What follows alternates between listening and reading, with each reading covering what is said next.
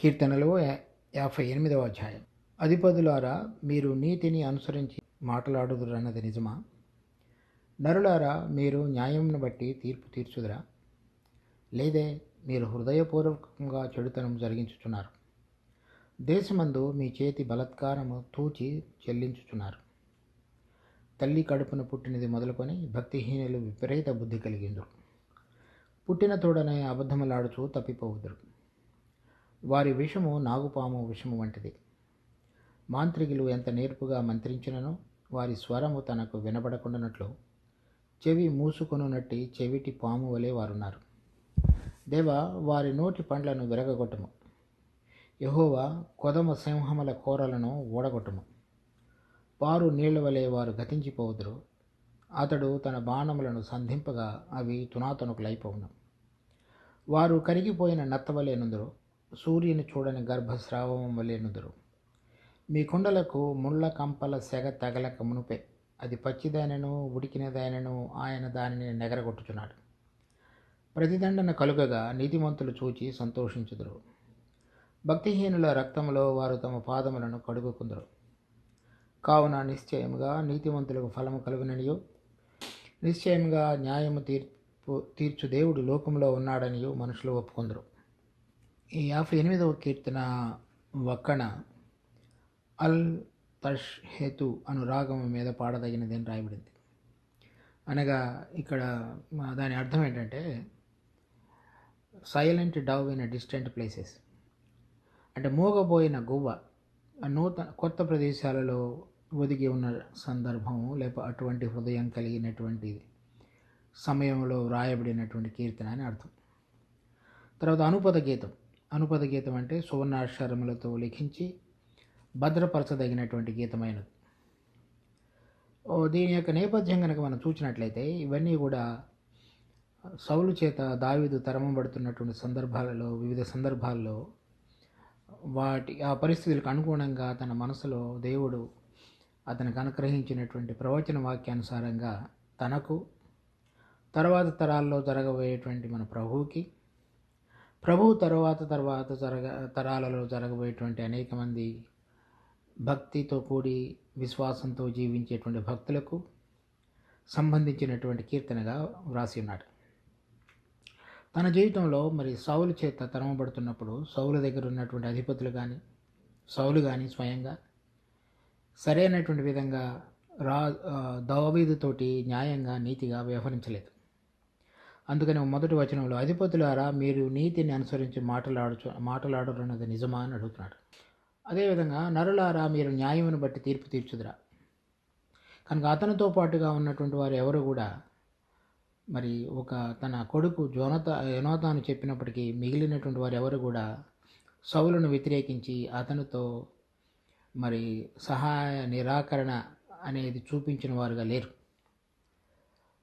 తర్వాత దావీదు జీవితంలోనే మాత్రమే కాకుండా మన ప్రభు మరి తను పట్టబడినటువంటి రాత్రి అది సమాజంలో ఉన్నటువంటి మహాసభ ఎద్దుకు తీసుకుని రాబడినప్పుడు అక్కడ ఉన్నటువంటి అధిపతులు కానీ ఇంకా మిగిలిన వారు కానీ ఎవరు కూడా న్యాయాన్ని అనుసరించి నీతిని అనుసరించి మన ప్రభు పక్షంగా తీర్పు తీర్చలేదు. వారు మరి మన ప్రభు అధిపతి అయినటువంటి పిలాతు ఎదుట నిలబడినప్పుడు కూడా వారు బరబ్బాను విడుదల చేయమని కోరి ఉన్నారు, కానీ నీతిమంతుడైన మన ప్రభు అయిన యేసుక్రీస్తుని వారు అప్పగించడానికి ఇష్టపడినటువంటి వారుగా ఉన్నారు. ఆ సందర్భంగా అది ప్రవచనంగా దావీదు రచించాడు. తర్వాత విశ్వాసులైనటువంటి అనేక మంది భక్తులు ఈ 2000 సంవత్సరాలలో రకరకాలైనటువంటి హింసలు దుఃఖాన్ని పొంది అనేక మంది రాజులు ఎదుట, అధిపతులు ఎదుట, అధికారులు ఎదుట నిలబడినప్పుడు వారు నీతి న్యాయంగా వారి ఎదుట తీర్పు పొందిన వారుగా లేరు. వారిని గురించి కూడా వ్రాయబడినది. కానీ ఇవన్నీ కూడా ఈ మన ప్రభు యొక్క రెండవ రాకడకు మునుపు మన ప్రభు తన మహిమ ప్రభావములతో వేవేల దూతల పరిశుద్ధులతో కూడా తిరిగి వచ్చి వేవేల దూతలతోనూ పరిశుద్ధులతోనూ తిరిగి వచ్చి ప్రతి అవినీతికి అన్యాయానికి జరగవలసినటువంటి తీర్పును జరిగించి భూమి మీద నీతితో కూడినటువంటి 1000 సంవత్సరాల పరిపాలన స్థాపించబోతున్నాడు. సో ఈ మొదటి వచనాలలో దావీదు ప్రభు తర్వాత జరగబోయేటువంటి దినాలలో మరి అనేక మంది భక్తులు ఈ విధంగా మరి అవినీతి చేత ఏలబడుతున్నటువంటి అనేక మంది అధిపతుల చేతిలో పొందినటువంటి అవమానము, దుఃఖము, వాటన్నిటిని సహించి తర్వాత తరతరాల్లో కూడా ఏ విధంగా అయితే అనేక మంది భక్తిపరులకు విశ్వాసులు దేవుని ఎదుట ప్రార్థన చేస్తున్నారో అదంతా కూడా దేవుని సన్నిధిలో లిఖించబడి ఉండగా ఒక సమయమైన తీర్పు తీర్చబోయేటువంటి దినం ఆసన్నమైనప్పుడు ఈ చివరి వచనాల్లో మనం చదువుతున్నగా 11వ వచనంలో, కావున నిశ్చయముగా నీతిమంతులకు ఫలము కలుగుననియో నిశ్చయముగా న్యాయము తీర్చు దేవుడు లోకంలో ఉన్నాడనియో మనుషులు ఒప్పుకుంటారు. కనుక ఇది మన సమయంలో కానీ లేక మన తరానికి ముందు జరిగినటువంటి తరంలో కానీ సరైనటువంటి విధంగా దేవుడు తీర్పు తీర్చకుండా అనేక మంది అన్యాయస్తులు, అక్రమస్తులు, అవినీతిగా ఏలేటువంటి అధిపతులు అనేక మంది లేచి ఉండగా వారందరికీ మనం చూడగలిగినటువంటి రీతిలో తీర్పు జరగకపోయినప్పటికీ వాటన్నిటినీ కూడా లిఖించి అదే సమయంలో నీతిమంతుల యొక్క ప్రార్థనలన్నిటినీ కూడా ఆయన భద్రపరిచి వాటన్నిటిని కూడా తగిన సమయంలో తీర్పులోనికి తీసుకొచ్చేటువంటి వాడిగా దేవుడు ఉన్నాడు. అది మనందరికీ ఎంతో హృదయంలో నిబ్బరం. తర్వాత ఇప్పుడు ఉన్నటువంటి అన్యాయము, అక్రమం జరుగుతున్నటువంటి పరిస్థితులలో మన హృదయాలు నీతిగాను యథార్థంగాను నడవగలగటానికి కావలసినటువంటి మనోధైర్యాన్ని మన ప్రభువు యొక్క వాక్యము మనకు ప్రసాదించేదిగా ఉన్నది. తర్వాత వీటన్నిటికీ ఇప్పుడు మనం చూసినటువంటి దావీదు జీవితంలో కానీ మన ప్రభు యొక్క జీవితంలో కానీ అనేక మంది భక్తి పరులకు విశ్వాసుల జీవితాల్లో జరుగుతున్నవి కానీ జరగబోయేవి కానీ వీటన్నిటికీ ఇంకొక మూలం కూడా ఉన్నది. అది మనం ఇక్కడ కీర్తన 82వ అధ్యాయంలో చూస్తాం. మొదటి 2 వచనాలు, దేవుని సమాజంలో దేవుడు నిలిచున్నాడు, దైవముల మధ్యను ఆయన తీర్పు తీర్చుచున్నాడు. ఎంతకాలము మీరు అన్యాయముగా తీర్పు తీర్చుదురు, ఎంతకాలము భక్తిహీనుల ఎడల పక్షపాతం చూపుదురు. సెల. తండ్రి అయినటువంటి దేవుడు పరలోకంలో ఎవరు సమీపింపరాని మహా తేజస్సులో ఉండి అత్యున్నతమైనటువంటి స్థలాలలో సింహాసనాసీనుడై ఉన్నాడు. తర్వాత ఆయన ఉండేటువంటి స్థలంకి దిగువ భాగంలో ఉన్నటువంటి పరలోకంలో ఉన్న ఇంకొక స్థలం ఉన్నది. అది యోబు పుస్తకం 1వ అధ్యాయంలోను 2వ అధ్యాయంలో కూడా మనం చూస్తాం. అది ఆయన సింహాసనాసీనుడై తన సభను తీర్చేటువంటి స్థలం. అక్కడకు అపవాది అతని దూతలు కూడా దేవుని సన్నిధిలో ప్రత్యక్షమయ్యేటువంటి స్థలం. ఆ చిత్రాన్ని మనం యోబు గ్రంథం 1వ అధ్యాయంలోను 2వ అధ్యాయంలో కూడా చూస్తాం. ఈ భూలోకాన్ని ఏలుతున్నటువంటి అపవాది అతని దూతలందరూ కూడా ప్రభు సన్నిధిలో ప్రభు యొక్క సమయంలో ఆయన ఏర్పాటులో ప్రత్యక్షమైనప్పుడల్లా ఒకసారి జరుగుతున్నటువంటి సంభాషణకు అనుసారంగా రాయబడినటువంటి ఈ కీర్తన 82వ అధ్యాయం. వారి మధ్యలో దేవుడు నిల్చుండగా, అంటే ఆయన సింహాసనాసీనుడై సాతాను అయిన అపవాది అతని దూతలందరూ కూడా ఆయన సన్నిధిలో ప్రత్యక్షపరచబడి ఉండగా దేవుడు మాట్లాడుతున్నటువంటి మధ్య దైవముల మధ్యన ఆయన తీర్పు తీర్చుతున్నాడు. అంటే దేవుడు ఎవరైతే అపవాది అతని దూతలు ఈ లోకంలో ఏలుతూ మనుషులందరినీ కూడా దేవుని యొక్క మహిమ జ్ఞాన ప్రకాశం కనబడకుండా వారందరినీ వారి కన్నులకు గుడ్డితనం కలుగు చేసి నడిపించుతున్నారో, వారు అనేక మంది ఈ లోకంలో ఉన్నటువంటి రాజులు, అధిపతులు, తర్వాత దేశాన్ని ఏలుతున్నటువంటి ప్రధానమంత్రులు కానివ్వండి, రాష్ట్రపతులు కానివ్వండి, వారి ద్వారా అన్యాయాన్ని జరిగించుతున్నారు. దేవుడు వారిని అడుగుతున్నాడు, ఎందుకు మీరు ఈ విధంగా అన్యాయాన్ని జరగనిస్తున్నారు? ఏం చేస్తున్నారు వాళ్ళు? ఎంతకాలము మీరు అన్యాయముగా తీర్పు తీర్చుదురు, ఎంతకాలము భక్తిహీనుల ఎడల పక్షపాతం చూపుదురు. అంటే ఎవరైతే దేవుడిని ఎరగరకకుండా వారు అపవాది అతని కుతంత్రములకు లోనై జీవించేటువంటి బిడ్డలకు పక్షపాతం చూపించి దేవుడు ఎరిగినటువంటి బిడ్డలకు వేరుగా ప్రవర్తించేటువంటి వారుగా ఆ దూతలు ఉన్నారు. వారందరినీ మన సర్వాధికారి అయినటువంటి దేవుడు, అందరికీ తీర్పు తీర్చేటువంటి దేవుడు ఒక సమయంలో వారందరినీ ఈ విధంగా ప్రశ్నిస్తున్నాడు. ప్రశ్నించినప్పటికీ వాళ్ళు ఏమాత్రం కూడా మారలేదు కనుక వారు చెప్తున్నాడు 7వ వచనంలో, ఆయనను ఇతర మనుషులు చనిపోవునట్లు మీరును చనిపోవద్దు. అంటే వీరందరూ కూడా ఒక దినమున నరకం అనేటువంటి అగ్ని కొలిమిలో వేయబడతారు కనుక దేవుడిని ఎరగకుండా చనిపోయినటువంటి మనుషులు కూడా వెళ్ళబోయేటువంటి స్థలం చివరిలో అదే కనుక ఇతర మనుషులు చనిపోనట్లు మీరును చనిపోదు. అంటే దేవదూతలుగా ఉండి చనిపోకుండా ఉండగలిగినటువంటి అవకాశం కలిగినటువంటి విధంగా సృష్టించబడిన వారుగా ఉన్నప్పటికీ వారు మరి అపవాదికి లోబడి అపవాది యొక్క కుతంత్రములన్నిటినీ కూడా ఈ లోకంలో వారు ప్రబలపరిచి ఉండగా వారిని దేవుడు ఒక దినమున శిక్షించబోయేవాడుగా ఉన్నాడు. 7వ వచనంలో, అధికారులలో ఒకడు కూలునట్టు మీరును కూలుదురు. దేవా లేము, భూమికి తీర్పు తీర్చము, అన్యజనులందరూ నీకే స్వాస్థ్యముగా ఉండుదురు. కనుక విశ్వాసులైన భక్తులుగా ఉండి ప్రభువును కొలిచి ఆయనను ఆరాధించి ఆయనను వెంబడించేటువంటి మనుషుల యొక్క ప్రార్థన ఏంటంటే, దేవా లెమ్ము, భూమికి తీర్పు తీర్చుము. మనం చదువుతున్నటువంటి 58వ కీర్తన కూడా అటువంటి కోవకు చెందినదే. ప్రభు విషయంలో కనుక చూసినట్లయితే ప్రభు మరి ఆ సభలో నిలబడినప్పుడు ఎవరు కూడా ప్రభు పక్షంగా నిలబడలేదు, కానీ ఆ బరబ్బాను విడుదల చేయమని కోరి ఉన్నారు. తర్వాత అతడు మన ప్రభువులో ఎటువంటి లోపము పాపము లేదని వారు ఎరిగినప్పటికీ కూడా అన్యాయపు తీర్పును తీర్చి అతనిని మన ప్రభువుని సిలువకు అప్పగించారు. చూడండి, యెషయా గ్రంథం 53వ అధ్యాయం 8వ వచనం, అన్యాయపు తీర్పు నిందిన వాడై అతడు కొనిపోబడెను, అతడు నా జనుల అతిక్రమమును బట్టి మొత్తబడెను కదా. సజీవుల భూమిలో నుండి అతడు కొట్టివేయబడెను, ఆయనను అతని తరము వారిలో ఈ సంగతి ఆలోచించిన వారెవరు? ఆ విధంగా అతడు అన్యాయపు తీర్పును పొందినవాడుగా చేయబడ్డాడు. అలాగే దావీదు కూడా అతడు ఎటువంటి తప్పు చేయనప్పటికీ కేవలము దేవుడు అతనిని రాజుగా ఉండటానికి అభిషేకించబడి ఉన్నాడనేటువంటి దానిని బట్టి సౌలు ఎంతవరకు అయితే దావీదు బ్రతికి ఉంటాడో అంతవరకు తన రాజ్యానికి ముప్పు ఉన్నదనేటువంటి దానిని గుర్తెరిగి అతడు అన్యాయంగా ప్రవర్తించడం అనేటువంటిది మనం దావీదు జీవితంలో జరిగిన అనేక సంఘటనల ద్వారా చూస్తున్నాం.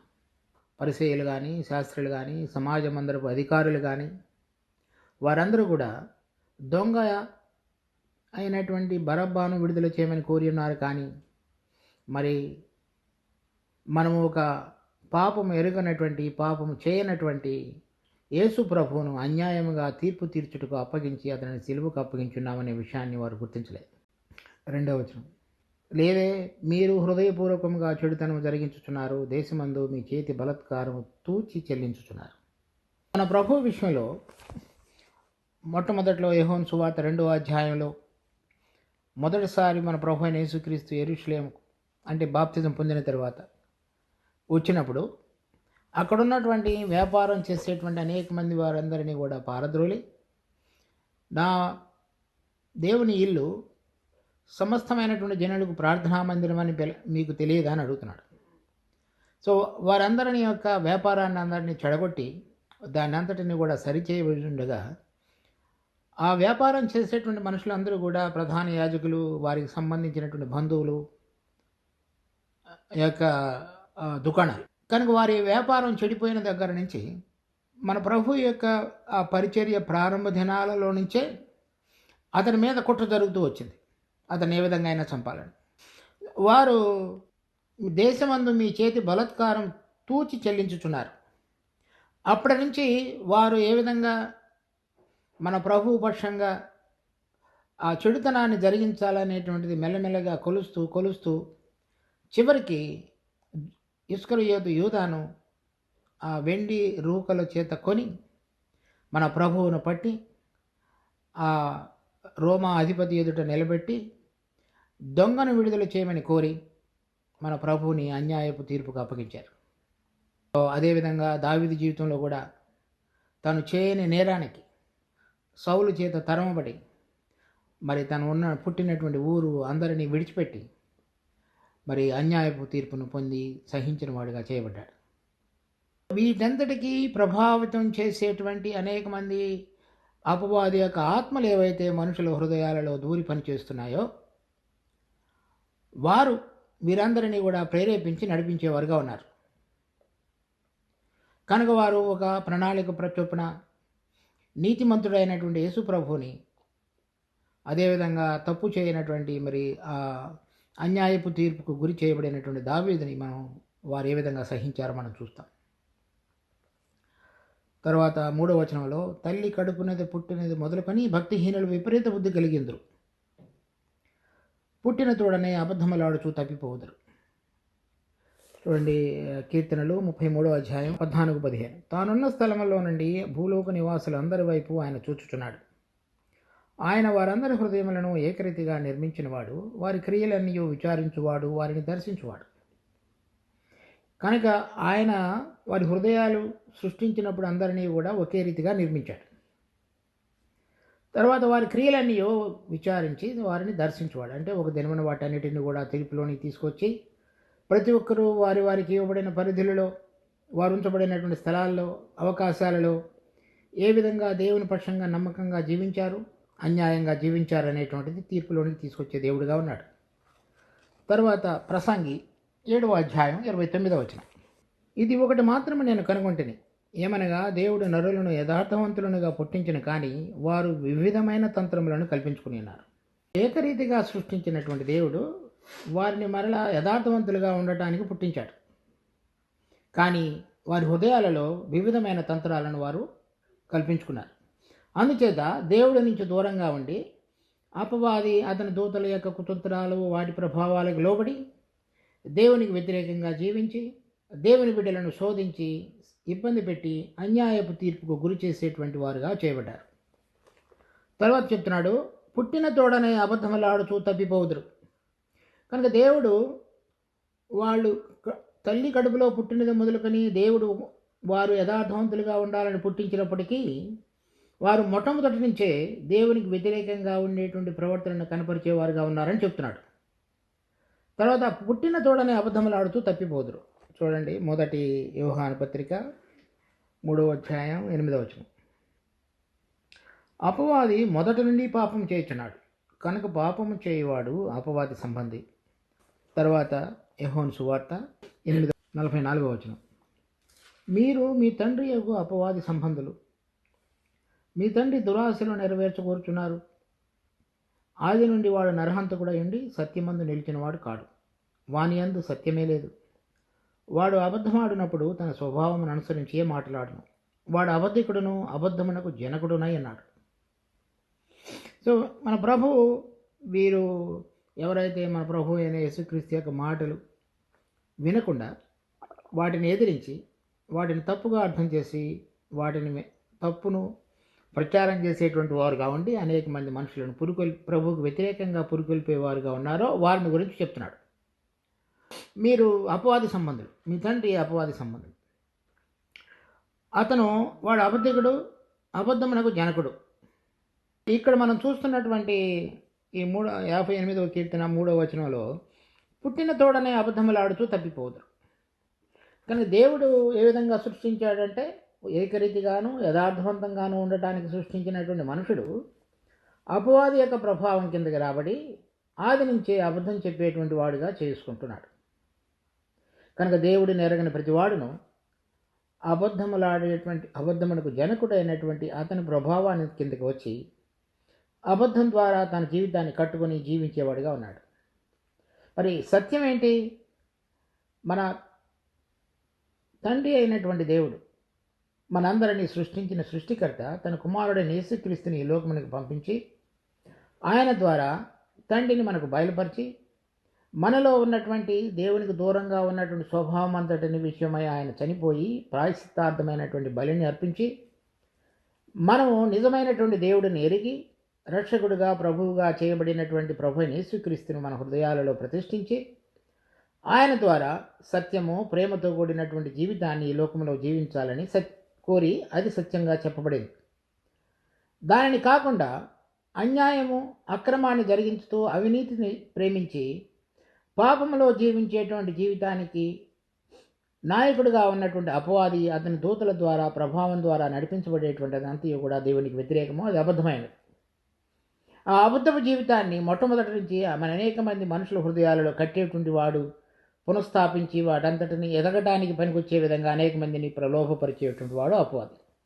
ఇటువంటి విధంగా ఆ రోజున సమాజంలో ఉన్నటువంటి మహాసమాజంలో ఉన్నటువంటి సమాజంలో ఉన్న పెద్దలు, తర్వాత మరి రోమా అధిపతి కానీ వారందరూ కూడా మరి ప్రభువుకు వ్యతిరేకంగా తీర్పు తీర్చారు. అలాగే దావీదుకు వ్యతిరేకంగా తీర్పు తీర్చి దావీదుని ఆ విధంగానే చేశారు. తర్వాత ఇప్పుడు 4వ వచనంలో చెప్తున్నాడు, వారి విషయం నాగుపాము విషయం అంటది. అంటే వాళ్ళు విడిచిపెట్టరు. పగబట్టినట్లుగా మరి ప్రభువు యోహాను సువార్త 2వ అధ్యాయంలో తన పరిచర్యను ప్రారంభించి అప్పటి నుంచి వారు ఏ విధంగా ప్రభువుకు వ్యతిరేకంగా నడిచారో చివరికి మనం చూస్తున్నాం యోహాను సువార్త చివరి అధ్యాయం వరకు. ఆ 3.5 సంవత్సరాలు వారు ఆ నాగుపాము విషం వలె అతనిని వెంబడించి మన ప్రభువు చేసిన ప్రతి సూచక క్రియ, ప్రతి బోధ, వాటిలో ఉన్నటువంటి అనేక విపరీత అర్థాలను ఎరిగి అనేక మంది మనుషులను ప్రలోభపరిచి ఏ విధం చేతనైనను అతన్ని పట్టి చంపవలననే ప్రయత్నం చేసిన వారుగా ఉన్నారు. అదేవిధంగా దావీదు విషయంలో కూడా సౌలు అతని యొక్క అనుచరులు అదేవిధంగా ప్రవర్తించారు.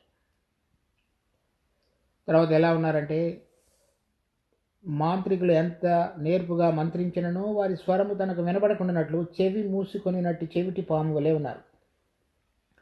పాముకి ఇక్కడ ఏమన్నా చెవిటి పాము వలె ఉన్నారు అంటే పాముకు చెవుడు ఉందని అర్థం. తర్వాత అది అసలు చెవుడు ఉందని అంటే మరి మామూలుగా వినగలిగినటువంటి మాటలు వినలేదు. కానీ చెవుడు వచ్చినటువంటి మనుషులు ఎలా ఉంటారు, వాళ్ళు కొంత వినగలరు, పూర్తిగా దానిని వినలేకుండా ఉన్నటువంటి విధంగా ఉంటారు. అటువంటి విధంగా ఉంటాయి. అటువంటి విధంగా ఉన్నటువంటి పాము తోటి మన ఇక్కడ ఉన్నటువంటి మనుషులను అన్యాయం చేసేటువంటి తీర్పు తీర్చేటువంటి మనుషులను పోల్చారు. అయితే అటువంటి పాము మాంత్రికుడు తన బోరను ఊదినప్పుడు ఆ బోర శబ్దాన్ని వినగలడు. కానీ ఇక్కడ చెప్పబడుతున్నటువంటి చెవులు మూసుకొని ఉన్నటువంటి చెవిటి పాము ఆ మాంత్రికుని యొక్క బోర శబ్దం ద్వారా కూడా నిద్ర లేవక వినకుండా ఉన్నట్లుగా, అంటే అనేక సూచనలు, తర్వాత దేవుడు మన ప్రభు అయిన యేసుక్రీస్తే నిజమైనటువంటి దేవునికి కుమారుడని నిరూపించడానికి అవసరమైనటువంటి అనేక విషయాలు, మృతులను లేపటం కానీ, గుడ్డివారికి కన్నులు తిరిగి ప్రసాదించటం కానీ, కుంటివారు లేవటం కానీ, మూగవారు మాట్లాడటం కానీ, తర్వాత అనేకమైనటువంటి అద్భుత క్రియలు మొదటి నుంచి జరిగించుతూ వచ్చినప్పటికీ కూడా ఆయనే దేవుని కుమారుడని స్థాపించడానికి అవసరమైనటువంటి ప్రవచన వాక్యాలన్నీ కూడా ఆయన జీవితంలో నెరవేర్చబడేట్టు చూచి ఉండి కూడా వారు నిద్ర లేవనటువంటి, లేక ఎంతగా అనేకమైనటువంటి ఉదాహరణల చోటి దృష్టాంతముల చోటి మాట్లాడుతూ వచ్చినప్పటికీ కూడా వారి హృదయాన్ని కఠినపరుచుకున్నటువంటి మనం పరిసయ్యులు, శాస్త్రులు, సమాజ మందిరపు అధికారులు వారందరూ అలాగున్నారు. తర్వాత 6వ వచనంలో, దేవా వారి నోటి పండ్లను విరగగొట్టుము. ఇప్పుడు వారికి జరగబోయేటువంటి తీర్పుని గురించి చెప్తున్నాడు. యెహోవా కొదమ సింహముల కోరలను ఓడగొట్టము.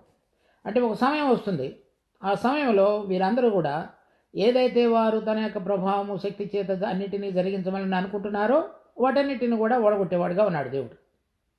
పారు నీళ్ళు వలె వారు గతించిపోదురు, అతని బాణములను సంధింపగా వారు తునకలైపోవును. వారు కరిగిపోయిన నత్తవలే ఉందరు, సూర్యుని చూడని గర్భస్రావం వలె ఉందరు. మీ కుండలకు ముండ్ల కంపల సెగ తగలక మునుపే అది పచ్చిదైనను ఉడికినదైనను ఆయన దానిని ఎగరగొట్టుచున్నాడు. ప్రతిదండన కలుగగా నీతిమంతులు చూచి సంతోషించుతారు. ఆ విధంగా చేయబడినటువంటి మన ప్రభువు యొక్క తీర్పు తర్వాత కీర్తి శకం 70వ సంవత్సరంలో రోమా సైన్యాధిపతి అనేటువంటి తీతు యెరూషలేము పట్టణాన్ని మీద దాడి చేసి పట్టణాన్ని, అప్పుడు ఉన్నటువంటి మందిరాన్ని, ప్రజలందరినీ కూడా చెదరగొట్టేసి ఆ దేశాన్ని మొత్తాన్ని నాశనం చేసేసాడు. భయంకరమైనటువంటి విధంగా జరిగింది. దాని తరువాత 1947వ సంవత్సరంలో మాత్రమే వారందరూ కూడా మరొక దేశంగా ఏర్పడగలగటానికి దేవుడు తను ప్రవచించిన ప్రకారంగా ఆ పరిస్థితులు కల్పించబడి వారందరూ కూడా ఒక దేశంగా, ఇశ్రాయేలు దేశంగా చేయబడ్డారు. సో అనేక ప్రాంతాలలో, అనేక దేశాలలో, ప్రపంచమంతటా చెదిరి ఉన్నటువంటి యూదులందరూ కూడా ఈ 70 సంవత్సరాలలో మరలా మెల్లమెల్లగా చేరి ఇప్పుడు వారు 90 లక్షల మందికి చేరినారు జనాభా. 1947వ సంవత్సరంలో వారందరూ ఒక దేశంగా ఏర్పడక మునుపు అక్కడ మిగిలిపోయినటువంటి యూదుల సంఖ్య కేవలం కొన్ని వేలు మాత్రమే. అటువంటి భయంకరమైనటువంటి తీర్పు వారి మీదకి వాళ్ళు చెప్పబడింది. వారందరూ కూడా తునాతునకలైపోవును. ఆ విధంగా చెదరగొట్టబడ్డారు. తర్వాత వారు కరిగిపోయిన నత్తవలే ఉందరు. అంటే మెల్లమెల్లగా అది తన యొక్క లాలాజలాన్ని బయటికి విడుస్తూ ఆ ప్రాణాన్ని కోల్పోయి ఏమాత్రం కూడా ఇక దానికి కావలసినటువంటి విధంగా గుర్తించలేనటువంటి స్థితిలో మారిపోయినటువంటి నత్తవలే చేయబడ్డారు. అటువంటి విధంగా ఆ దేశం చేయబడింది.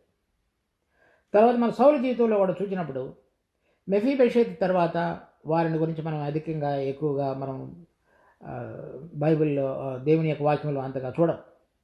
అదేవిధంగా ఎవరెవరైతే రాబోయేటువంటి దినాల్లో ప్రభు పేరిట నిలబడి వారి యొక్క దేవుని యొక్క నామానికి సాక్ష్యానికి చక్కగా నిలబడగలుగుతారో వారిని వ్యతిరేకించిన బిడ్డల విషయంలో కూడా దేవుడు రాబోయే దినాల్లో తీర్పు ఆ విధంగానే తీర్పు తీర్చేవాడుగా ఉన్నాడు. అందుకని 10వ వచనంలో చెబుతున్నాడు, ప్రతిదండన కలుగగా నీతిమంతులు చూచి సంతోషించుదురు, భక్తిహీనుల రక్తంలో వారు తమ పాదములను కడుగుకొందరు. కనుక చివరి దినాల్లో తీర్పు జరగబోయేటువంటి సందర్భంలో ఇది చెప్తున్నాడు, భక్తిహీనుల రక్తంలో వారు తమ పాదములను కడుక్కొందరు. ఎవరైతే దేవుని పేరిట నిలబడ్డారు, మన ప్రభు అయిన యేసుక్రీస్తు కొరకు వారి యొక్క సాక్ష్యంగా జీవించారు, వారందరూ ఎటువంటి విధంగా వారు మంచి తీర్పును పొందబోతున్నారు అనేటువంటిది చెప్పబడింది. తర్వాత చూడండి కొన్ని వచనాలు. ప్రకటన గ్రంథం 14వ అధ్యాయం. ఇవన్నీ కూడా చివరి దినాల్లో మన ప్రభు యొక్క రాకడకు మునుపు జరిగేటువంటి విషయాలు. 17వ వచనం నుంచి 20వ వచనం వరకు. ఇంకొక దూత పరలోకమందున్న ఆలయంలో నుండి వెడలి వచ్చును. ఇతని యొద్దను వాడిగల కొడవలేండను. మరి ఒక దూత బలిపీఠం నుండి వెడలి వచ్చును. ఇతడు అగ్ని మీద అధికారం నొందినవాడు. ఇతడు వాడి అయిన కొడవలి గల వానిని గొప్ప స్వరముతో పిలిచి, భూమి మీద ఉన్న ద్రాక్ష పండ్లు పరిపక్వమైనవి, వాడి అయిన నీ కొడవలు పెట్టి దాని గెలలు కోయమని చెప్పాను. కాగా ఆ దూత తన కొడవలి భూమి మీద వేసి భూమి మీద ఉన్న ద్రాక్ష పండ్లను కోసి దేవుని కోపము అను ద్రాక్షల పెద్ద తొట్టిలో వేసెను. ఆ ద్రాక్షల తొట్టి పట్టణమునకు వెలపట త్రొక్కబడెను. 100 కోసుల దూరము గుర్రముల కళ్ళెమ్మ మట్టుకు ద్రాక్షల తొట్టిలో నుండి రక్తము ప్రవహించు. కోసు అంటే 2 మైళ్ళు, 100 కోసులు అంటే 200 మైళ్ళు, అంటే 320 కిలోమీటర్లు దూరం ఆ రక్తం ప్రవహించిందని చెప్తున్నారు. ఇక్కడ మనం ఏం చదువుతున్నాం? 10వ వచనం ఆఖరిలో, భక్తిహీనుల రక్తంలో వారు తమ పాదములను కడుక్కొందరు. ఆ జరిగేటువంటి తీర్పులో నీతిమంతులుగా ఉన్నవారు భక్తిహీనుల రక్తంలో తమ పాదములను కడుక్కొందరు. అంటే అటువంటి రక్తం అంత ఎక్కువగా ఆ రక్తము పారేదిగా చేయబడుతుంది. తర్వాత ప్రకటన గ్రంథం 19వ అధ్యాయం 15వ వచనం నుంచి, జనములను కొట్టుటకై ఆయన నోట నుండి వాడిగల ఖడ్గము బయలువెడలుచున్నది. ఆయన ఇనుప దండముతో వారిని ఏలును. ఆయనే సర్వాధికారియగు దేవుని తీక్షణమైన ఉగ్రతను మద్యపు తోటి తొక్కును. మన 14వ అధ్యాయంలో చదివినటువంటిదే మరలా ఇక్కడ ఇంకొక రకంగా వివరించబడింది. రాజులకు రాజును, ప్రభులకు ప్రభువును అను నామము ఆయన వస్త్రము మీదను తొడ మీదను వ్రాయబడి ఉన్నది. మరియు ఒక దూత సూర్యబింబములో నిలిచి ఉండుట చూచితిని. అతడు గొప్ప శబ్దముతో ఆర్భటించి, రండి, రాజుల మాంసమును, సహస్రాధిపతుల మాంసమును, బలిష్ఠుల మాంసమును, గుర్రముల మాంసమును, వాటి మీద కూర్చుండు వారి మాంసమును, స్వతంత్రులదేమి, దాసులదేమి, కొద్దివారిదేమి, గొప్పవారిదేమి, అందరి యొక్క మాంసము తినుటకై దేవుని గొప్ప విందుకు కూడి రండని ఆకాశ మధ్యమందు ఎగురుచున్న సమస్త పక్షులను పిలిచెను. మరియు ఆ గుర్రము మీద కూర్చున్న వానితోనూ ఆయన సేనతోనూ యుద్ధము చేయుటకై ఆ క్రూర మృగమును, భూరాజులను వారి సేనలను కూడి ఉండగా చూచితిని. అప్పుడు ఆ మృగమును దాని ఎదుట సూచక క్రియలు చేసి దాని ముద్రను వేయించుకొనిన వారిని, ఆ మృగపు ప్రతిభకు నమస్కరించిన వారిని మోసపరిచిన ఆ అబద్ధ ప్రవక్తయు పట్టబడి వారిద్దరూ గంధకములో మండుచున్న అగ్నిగుండములో ప్రాణముతోనే వేయబడిరి. కడమవారు గుర్రము మీద కూర్చున్న వాని నోట నుండి వచ్చిన ఖడ్గము చేత వధించబడిరి. వారి మాంసమును పక్షులన్నీ కడుపారా తినను. అటువంటి భయంకరమైనటువంటి తీర్పు ఇప్పుడు ఎవరైతే అన్యాయపు తీర్పు తీర్చి బలహీనులను, పేదవారిని ఇబ్బంది పరిచి రకరకాలుగా వారికి కలిగిన బలాన్ని, ప్రభావాన్ని ఉపయోగించుకుని జీవించుతున్నారో, దేవునికి వ్యతిరేకంగా జీవించున్నారో వారందరి విషయంలో తీర్పు ఆ విధంగా జరగబోయేదిగా ఉన్నది. మన కీర్తన 58వ అధ్యాయం 11వ వచనం. కావున నిశ్చయముగా నీతిమంతులకు ఫలము కలుగుననియు, నిశ్చయముగా దేవుడు న్యాయము తీర్చు దేవుడు లోకంలో ఉన్నాడని మనుషులు ఒప్పుకుంటారు. సో ఆ దినాలలో ప్రభు యొక్క తీర్పు ఆ విధంగా జరిగి సమస్తమైనటువంటి భూమి మీద కూడా దేవుని యొక్క రాజ్యం స్థాపించబడి, భూలోకములో దేవుని యొక్క చిత్తము జరిగించినట్లుగా, పరలోకములో దేవుని చిత్తము జరుగునట్లుగా భూలోకములో కూడా ఆయన చిత్తము జరగబోయేదిగా చేయబోతున్నాడు. ఆ సందర్భానికి ముందు చూడండి, ప్రకటన గ్రంథం 15వ అధ్యాయం 3-4 వచనాలు. ఇక్కడ జయించినటువంటి విశ్వాసులు పరలోకంలోనికి చేర్చబడి లేవనెత్తబడిన తరువాత ప్రభు ఇంకా భూలోకానికి తిరిగి రాక మునుపు అక్కడికి వారు ప్రవేశించిన తరువాత, అంటే పరలోకంలో ప్రవేశించిన తరువాత వారు పాడుతున్నటువంటి కీర్తనలోని ఒక భాగం 3-4 వచనాలు. వారు ప్రభువా దేవ సర్వాధికారి, నీ క్రియలు ఘనమైనవి, ఆశ్చర్యమైనవి, యుగములకు రాజా, నీ మార్గములు న్యాయములను సత్యములనైనవి. ప్రభువా నీవు మాత్రము పవిత్రుడవు, నీకు భయపడిన వాడెవడు? నీ నామమును మహిమ పరచని వాడెవడు? నీ న్యాయవిధులు ప్రత్యక్షపరచబడినవి కనుక జనములందరూ వచ్చి నీ సన్నిధికి నమస్కారం చేసిరని చెప్పుచు దేవుని దాసుడకు మోషే కీర్తనయు గొర్రెపిల్ల కీర్తనయు పాడుచున్నారు.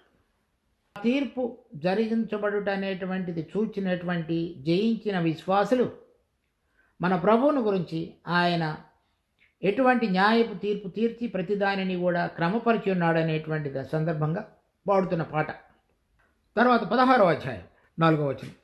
3వ దూత తన పాత్రను నదులలోనూ జలధారణలలోనూ కుమ్మరింపగా అవి రక్తమాయను. అప్పుడు వర్తమాన భూతకాలములలో ఉండు పవిత్రుడా, పరిశుద్ధుల రక్తమును ప్రవక్తల రక్తమును వారు కార్చినందుకు తీర్పు తీర్చి వారికి రక్తము త్రాగనిచ్చింది. కనుక వారందరూ కూడా పరిశుద్ధుల రక్తాన్ని కార్చారు కనుక వారికి ఇప్పుడు నువ్వు రక్తాన్ని త్రాగనిస్తున్నావు. వీరు పాత్రులే, దీనికి వీరు పాత్రులే, వారు పాత్రులే. నీవు ఇలాగ తీర్పు తీర్చితివి కనుక నీవు న్యాయవంతుడు అని జలముల మీద దూత చెప్పగా ఉంటుంది, దేవదూత చెప్పగా ఉంటుంది. 15వ అధ్యాయంలో జయించినటువంటి విశ్వాసులు ఎటువంటి విధంగా దేవుని యొక్క తీర్పును చూచారో వారు మాట్లాడుతున్నారు. 16వ అధ్యాయంలో దేవుని దూతలు జరుగుతున్నటువంటి దేవుని యొక్క తీర్పులను గురించి వారు ఆ విధంగా మాట్లాడుతున్నారు. ఇప్పుడు మనం కీర్తన 58వ అధ్యాయం 11వ వచనంలో దేవా నువ్వు న్యాయపు తీర్పును తీరుస్తావు అని చెప్పినప్పుడు ఇవన్నీ మనం జరగబోయేటువంటి సంఘటనలుగా చూచి ఇక్కడ రాయబడినట్లుగా చూస్తాం. తర్వాత 19వ అధ్యాయం, ప్రకటన గ్రంథం 19వ అధ్యాయం 2-3 వచనాలు. ఆయన తీర్పులు సత్యములను న్యాయములనైనవి. తన వ్యభిచారముతో భూలోకమును చెరిపిన గొప్ప వేశ్యకు ఆయన తీర్పు తీర్చి తన దాసుల రక్తమును బట్టి దానికి ప్రతిదండన చేసెను. మరియు రెండవసారి వారు ప్రభువును స్తుతించుడి అనిరి. ఆ పట్టణపు పొగ యుగ యుగములు పైకి లేచుచున్నది. ఈ విధంగా దావీదు రచించినటువంటి ఈ కీర్తన అతని సమయంలో, ప్రభు సమయంలో, రాబోయేటువంటి ప్రభు యొక్క రాకడకు మునుపు జరిగేటువంటి సమయాలలో ఏ విధంగా ఈ మధ్యలో ఉన్నటువంటి అనేక మంది సద్భక్తితో బ్రతుకను ఉద్దేశించి పరిశుద్ధులుగా జీవించి అన్యాయపు తీర్పును ఈ లోకములో పొందినటువంటి అనేక మంది పరిశుద్ధులకు వర్తించేదిగా దావీదు చక్కటి ఈ సువర్ణాక్షరాలతో లిఖించబడిన ఈ కీర్తన మనందరికీ రాసి ఉన్నాడు. కనుక మనం ఎప్పుడు కూడా ఎందుకు దేవుడిని అపక్షంగా తీర్పు తీర్చలేదు, సరైన విధంగా జరిగించలేదని మనం అనుకోవలసిన అవసరం లేదు. చూడండి ఒక వచనం, ప్రకటన గ్రంథం 6వ అధ్యాయం 9వ వచనం నుంచి 11వ వచనం వరకు. ఆయన 5వ ముద్రను విప్పినప్పుడు దేవుని వాక్యము నిమిత్తమును తాము ఇచ్చిన సాక్ష్యము నిమిత్తమును వధింపబడిన వారి ఆత్మలను బలిపీఠం క్రింద చూచితిని. కనుక వీరందరూ కూడా ఆయన కొరకు సాక్ష్యంగా నిలబడి తర్వాత వాక్యం కొరకు జీవించుతున్నటువంటి అనేక మంది ఆత్మలు హతసాక్షులుగా చేయబడ్డారు. వారందరూ అడుగుతున్నారు 10వ వచనంలో, వారు నాథ సత్యస్వరూపి పరిశుద్ధుడా, ఎందాక తీర్పు తీర్చకయు మా రక్తము నిమిత్తము భూనివాసులకు ప్రతిదండన చేయకయు ఉందువని బిగ్గరగా కేకలు వేసిరి. కనుక ప్రతి తరంలోనూ ఎవరెవరైతే సద్భక్తితో ఉద్దేశించి దేవుని కొరకు హింసను పొంది హతసాక్షులుగా చేయబడ్డారో వారందరి యొక్క ప్రార్థన ఏంటంటే, ప్రభువుని అడుగుతున్నారు చనిపోయిన తర్వాత ఎంతవరకు తీర్పు తీర్చుకుంటా ఉంటావు మా రక్తాన్ని బట్టి. 11వ వచనం, తెల్లని వస్త్రము వారిలో ప్రతివానికి ఇవ్వబడెను, మరియు వారి వలనే చంపబడబో వారి సహోదరుల యొక్కయు సహదాసుల యొక్కయు సహోదరుల యొక్కయు లెక్క పూర్తి యొక్క వరకు ఇంకా కొంచెం కాలము విశ్రమింపవలనని వారితో చెప్పబడింది. కనుక అది ఎందుకు మన పక్షంగా ఇప్పుడు దేవుడు తీర్పు తీర్చడు అని సద్భక్తితో బ్రతకను ఉద్దేశించేటువంటి పరిశుద్ధుల యొక్క శోధనలన్నిటిలో కూడా మనం ప్రశ్నించేటువంటిది. అలా కాకుండా మనము దానిని సహించినప్పుడు దానికి తగినటువంటి ప్రతీకారాన్ని దేవుడు తన తీర్పు సమయంలో జరిగించేవాడుగా ఉన్నాడు. కానీ అటువంటి విధంగా సహించినటువంటి బిడ్డలకు దేవుడు ఆయనతో పాటుగా మహిమలో ప్రవేశించి అధికారాన్ని చేసేటువంటి గొప్ప ఆధిక్యతను కూడా ప్రసాదించనన్నాడు. కనుక రాబోతున్నటువంటి మహిమ యొక్క ప్రభావాన్ని మరి ఆ ఉన్నతమైనటువంటి బహుమానాన్ని మనం చూచి ప్రభు కొరకు సాక్ష్యంగా ఆయన వాక్యం యొక్క వెలుగులో మనం జీవించగలిగినట్లయితే మరి దావీదు మన ప్రభువు అనేక మంది భక్తుల యొక్క గుంపులో మనం కూడా చేర్చబడగలిగేటువంటి అవకాశం ఉన్నది. కనుక మనకు కలిగేటువంటి పరిస్థితుల్లో మనం పోరాడుట అనేటువంటిది మానివేసి దేవునికి లోబడగలిగినటువంటి సాత్వికమైనటువంటి జీవితాన్ని అలవర్చుకునటానికి దేవుడు మనందరికీ సహాయపడును గాక. ప్రార్థించుకుందాం. మా జీవం కలిగిన తండ్రి, మీకెంతో వందనాలు. ఈ వాక్య భాగాన్ని మాకు అనుగ్రహించినందుకు స్తుతి స్తోత్రాలు. దాని వెలుగులోనికి మేమందరము రాగలిగి చక్కగా జీవించగలగటానికి కావలసిన కృపను ప్రసాదించు. అనేక మంది భక్తులు ఏ విధంగా సద్భక్తితో బ్రతికి పరిశుద్ధతను కాపాడుకొని దేవుని కొరకైనటువంటి సాక్ష్యంగా వాక్య వెలుగులో సంచరించున్నారు, మేము ఆ విధంగా జీవించగలగటానికి మాకు కావలసిన అనుదిన కృపను ప్రసాదించు. మీ కుమారునితో మేము జతపరచబడిన వారమై ఆయన మరణం యొక్క సాదృశ్యంలో బాప్తిజంలో పాలుపంపులు కలిగిన వారమై ఆయనను ధరించుకొని దినదినము జీవించగలిగిన పరిశుద్ధమైనటువంటి విధంగా మా జీవితాలను కట్టండి. మా యొక్క ఆలోచన తలంపులు అవన్నీ కూడా రాబోతున్నటువంటి బహుమానం వైపు మిమ్మల్ని ప్రేమించి మీ ఆజ్ఞలకు లోబడి జీవించగలిగిన దాని వైపు ఉండగలిగేటట్లుగా ఈ హృదయాలు యథార్థవంతంగా ఉండగలగటానికి సహాయం చేయి. మా రక్షకుడు ప్రభు అయిన యేసు నామమున అడిగి వేడుకుంటున్నాం తండ్రి.